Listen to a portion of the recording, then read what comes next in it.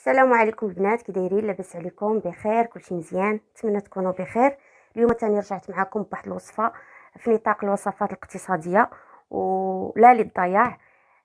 جيت لكم بواحد الوصفه ديال الخبز البايت او الباغيت البايت.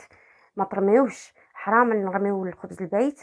كنت اصلا درت معكم واحد الوصفه قديمه بالخبز البايت، راه كاينه في القناه. وهذه تاني وصفه مختلفه اللي هي تبعوا معايا المراحل وغادي تشوفوا. الا عندكم الباغيت الطويل والباغيت اللي غليظ هكا غادي تقطعوه بشكل مائل كيجي الشكل ديالو زوين. انا عندي غير هذا الباغيت الصغيور، ما جانيش بشكل مائل، جاني غير هكا دائري. غادي نقطعوه بهذه الطريقه هذه. غنحيدو ليه غير هذا الرويص. ولا عندكم الموس ديال المنشار يكون احسن. كتقطعوه غير بشويه في السمك ديال واحد الصبع هكا باش ما يجيش غليظ بزاف. كاينين افكار بزاف بهذا الخبز